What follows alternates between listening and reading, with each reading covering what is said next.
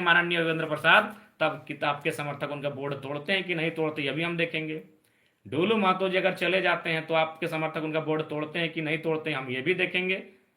और अगर ब्रंची नारायण पूर्व विधायक बोकारो अगर जाते हैं कल विस्थापितों से मिलने या धरना स्थल पर, तो आपके समर्थक उनका बोर्ड तोड़ते हैं कि नहीं तोड़ते हैं, यह भी हम देखेंगे।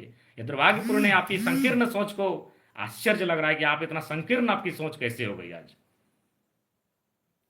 खैर, सोच आपकी संकीर्ण कैसे हुई, और हमको बिल्कुल स्पष्ट कहेंगे झारखंड वासियों, विस्थापितों, विधायक मैडम के साथ जितने लोग पीछे खड़े थे, आप करीब से उनको चेक कर लीजिए, वो झारखंडी नहीं थे।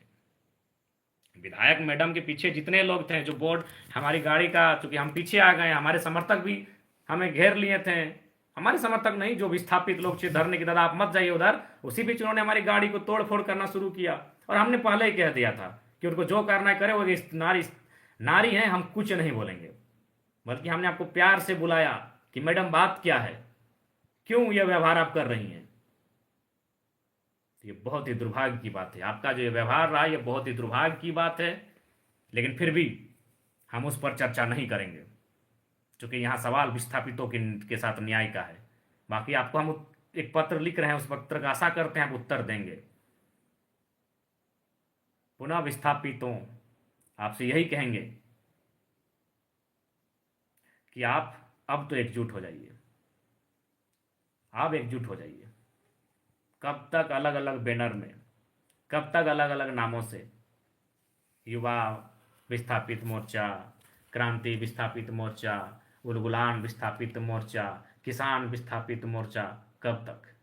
अभी समय है, एकजुट हो जाइए। और आप सभी से आग्रह है, और फिर कहेंगे, हम तमाम विस्थापितों से आह्वान करेंगे, कल बोकारो का जोरदार बंद किया जाए।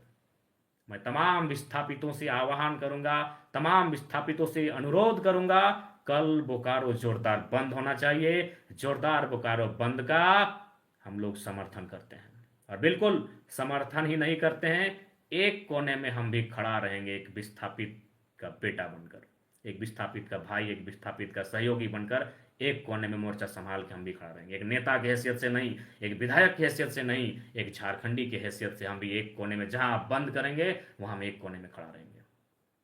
कल चूंकि हमारा गिरिडीह में उपायुक्त से पूर्व का एक कार्यक्रम है, उपायुक्त और 6 के 6 विधायकों के साथ आधा घंटा का बैठक है, उस बैठक को समाप्त करके हम निस्संदेह बोकारो की धरती में आएंगे।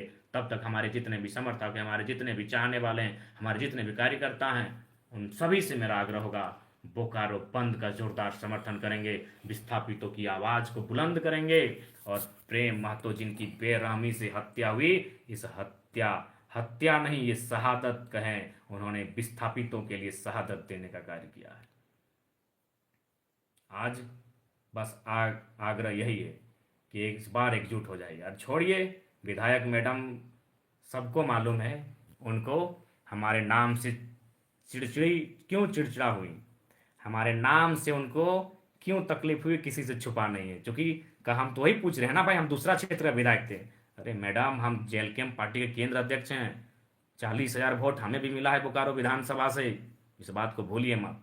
और हम देख रहे हैं ना, कल जा रहे हैं, मंत्री महोदय सुनने जा रहे हैं, योगेंद्र प्रसाद जी, डोलू महतो जी जाएंगे, देखते हैं आप विरोध करते हैं कि नहीं, देखते हैं भैया, हम भी देखते हैं।